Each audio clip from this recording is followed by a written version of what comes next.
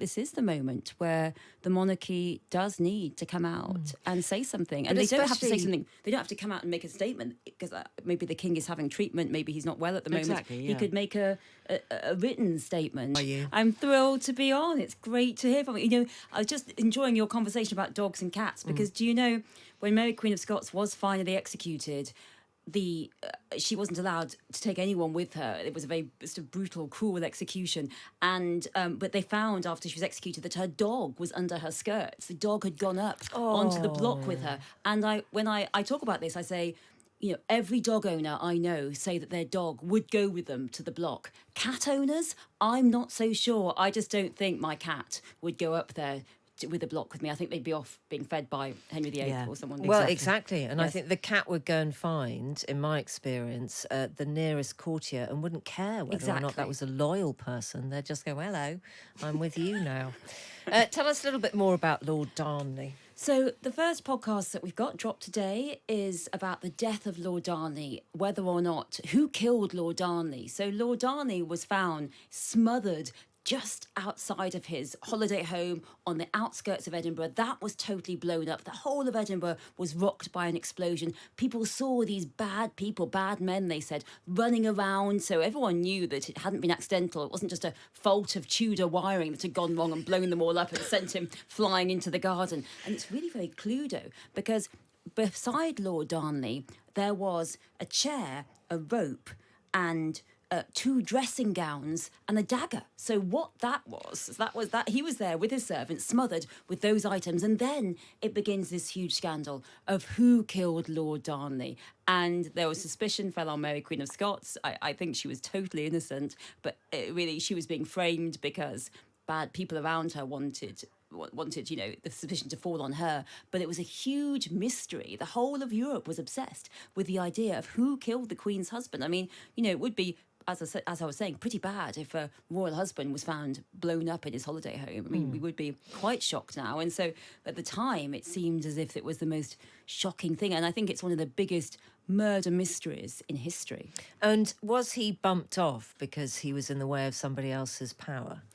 It's all... you put the nail on the head. You're always in the way of someone else's power. So what we see with Lord Darnley was that he was the husband of Mary Queen of Scots, not one that was very popular with anyone. Elizabeth I didn't want to marry him, and certainly none of the Scottish lords who all wished to control Mary Queen of Scots. They didn't want him around because they thought that he would try and control her and get power. And initially they'd turned him against her, and he had joined him in busily stabbing her servant, Rizzio. And then after that, he went back to her, and that was really sealed his downfall. The rest of the lords were angry, and it seems pretty clear to me that the rest of the lords created this dastardly plot to get rid of Lord Darnley and frame the Queen for it and seize power for themselves. Because Mary Queen of Scots, she was always insecure. She was always being sort of threatened with kidnap.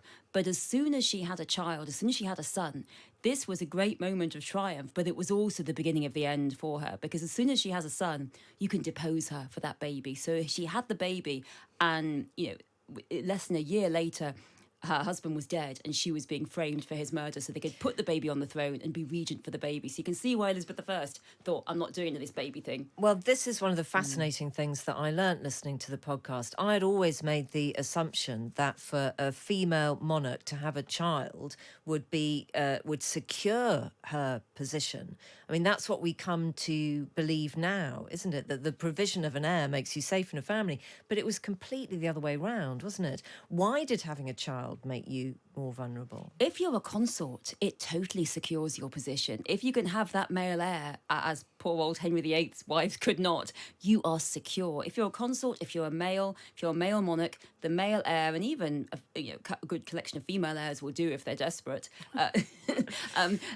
That's secure. But if you're a female queen, you are totally you are, as soon as you have that male child, he is totally your superior. Even though he can't sit up and he hasn't got any teeth, he's still superior to you, and you are very likely to be deposed for that child, which immediately Mary Queen of Scots had that baby boy. That was both a moment of great triumph for her. She was thrilled, she was excited, and she knew she'd secured the dynasty, but at the same time, it was the beginning of the end. It was very swift before she was off the throne, deposed, and then escaped into what became her long exile in England and then finally execution. So you're in an impossible bind as a female monarch, because if you don't have an heir, you're criticised, as Elizabeth I was, and you're seen as the end of the monarchy. If you do have an heir, then that can be the end of you. And of course, it was Mary Queen of Scots' son who took over after Elizabeth I.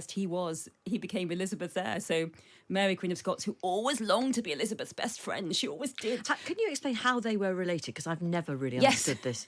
Well, I mean, you try in the podcast. They call each other sister and cousin. Right. So essentially, Elizabeth I is Henry VIII's daughter with Anne Boleyn. Yeah. And Henry VIII has a sister, and that sister, Margaret, she is Mary Queen of Scots' grandmother.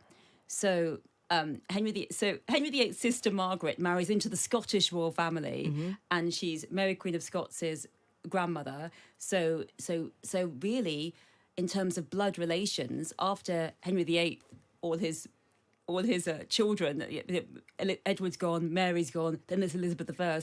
The nearest blood relation is from the older sister Margaret. There's a younger sister Mary, but the older sister Margaret is her line, and that's Mary Queen of Scots. So they call each other cousins. We wouldn't exactly call that a cousin relationship now, but they called each other cousins and sisters. And certainly Mary Queen of Scots was totally obsessed with being best friends with Elizabeth. All she wanted to do was be best friends with Elizabeth, and Elizabeth kept saying, maybe we'll meet, or maybe not. God, it's always a power Yes, battle. but it's a isn't power it? battle and a power struggle. And what's the most shocking is it exploded into this huge murder that Lord Darnley was killed, and it rocked all Edinburgh with this gigantic explosion. The man who was with him, was he rather more than a friend? Oh, Lord Darnley's valet was, because he was smothered as well. It's possible, but the thing is that it was very common for you to sleep with your servants in your beds and in your rooms anyway. Just seriously, for warmth. For warmth, Yeah. for companionship. That's generally what people did do. For warmth, for companionship. Presumably sometimes for safety. It was February in Scotland. It was chilly. Say no more. But also, weren't Darnley and Mary actually, if not a love match, they were genuinely attracted to each other? It was a Love Island kind of It was vibe. a Love Island. She thought he was fabulous. He was handsome. He was tall. She thought he was the perfect husband. And also, he wasn't. He had quite a claim on the English throne as well. So he strengthened the claim of her child to all the royal throne. So that's what made him a threat. That's what made him powerful. And that what made him a threat. And of course, that's what makes Mary a threat as well. She's a threat. She's powerful because she's so close to the English throne. She's the next one in line after Elizabeth, but that makes her powerful, but that also makes her dangerous. And England is terrified of her because they fear this queen coming onto the throne who, number one, will start to say, yes, you weren't nice to me. You weren't nice to me. And also that they fear that she'll turn England Catholic. That's not in her plan. It was never her plan for Scotland, but that's the propaganda that's raised against her. So she is an exemplar of how impossible it is to be queen and how fortunate Elizabeth I was in the fact that she wasn't surrounded by these levels of male violence that tried to seize it from her, and that she never married. Yeah, and you do reference the terrible male violence in those times. We're enjoying having this conversation about the high drama of monarchs throughout history, but let's be honest, there is high drama in the current monarchy. And I wonder what you think the kind of dynamic is between our desire to always see that drama played out within a royal household and the fact that the royal household seems to want to be part of that drama too. I mean, are these people, do they just never have enough to do on a daily basis to stop the drama? Is it the type of person who marries into a royal family? What is it that keeps these monarchs and these dynasties spinning at such high dramatic velocity? Yes, it's a fascinating question because there's this contrast, isn't there, that we see that monarchy wants their palaces and castles to look so grand, to look so majestic, and there's the photo shoots and it all looks so perfect, and yet behind the closed doors there's all this scandal and all this chaos. And of course we've seen this year in such a fascinating investigation into the royal image, with the royal image that was put out of Kate and her children that creates this huge drama and this huge scandal, and Kate has to come out and say, oh well, I did it, even though I don't think any of us thought that. I don't think she did, Photoshop her own picture. And, that it's always, and then there's this huge drama and fascination with the lives. And I think that's it. I think this is what the royal family, I don't think they always quite understand that they create these huge dramas, these huge scenarios, these gigantic weddings, and then people say, well, what else is going on? They want to know. You can't that's have not it enough. both ways, can you? And I'm sure I'm not the only person who's noticed their absence. I mean, these are difficult times for the country. I know it's tricky, and for all we know, the king may be bursting to go on television and do an address to the nation to say, listen, don't do this, not in my name. Well, he hasn't, possibly because he's been advised against it. I don't even know whether he wants to do it.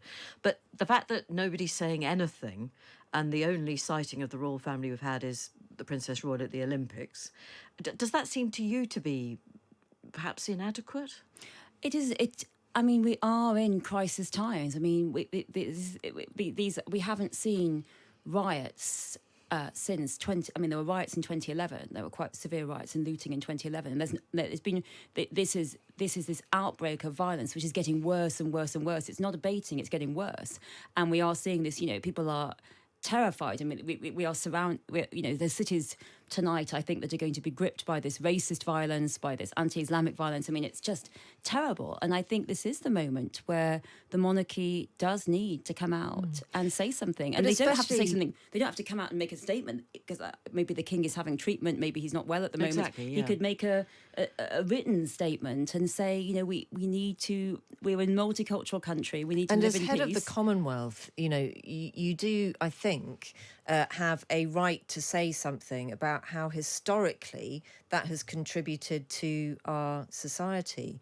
But do you think that they're fearful for other reasons, that perhaps to some tribes in this country, the royal family is something that they want to grab hold of for their own purpose?